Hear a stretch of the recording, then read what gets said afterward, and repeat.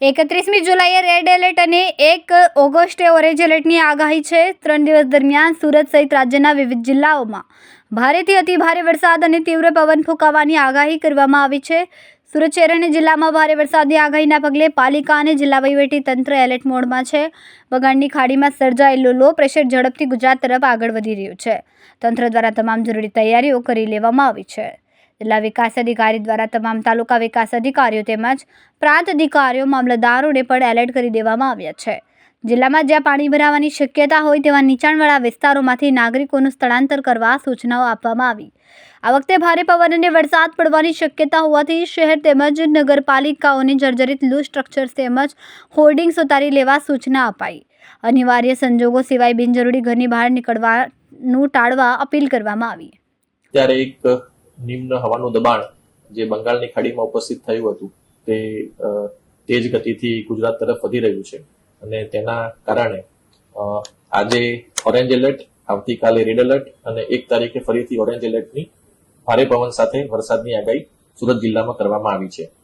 તે સંદર્ભે Surat municipal commissioner દ્વારા તમામ તૈયારી કરી દેવામાં આવી છે।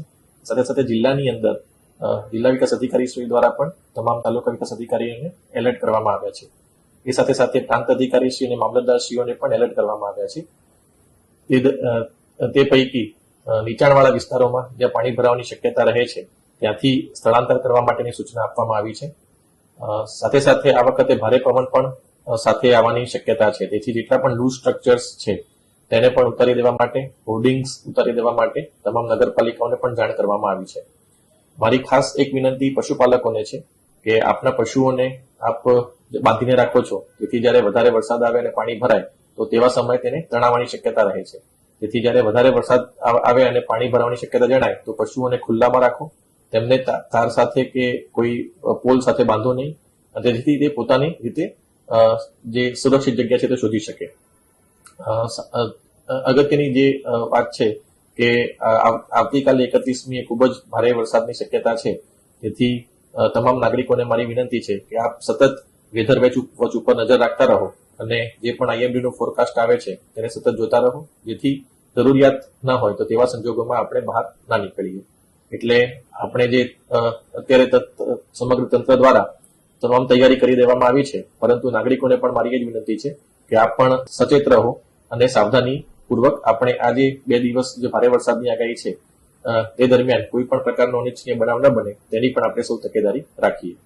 અત્યારે હાલ આપણે કોઈ જાહેરાત સ્કૂલ અને કોલેજ અથવા એના માટે નથી કરતા, પરંતુ આજે સાંજે જે પ્રમાણે પ્રેડિક્શન ફરીથી આવશે અને જે ફોરકાસ્ટ આવશે તે પ્રમાણે આપણે નિર્ણય કરવામાં આવશે।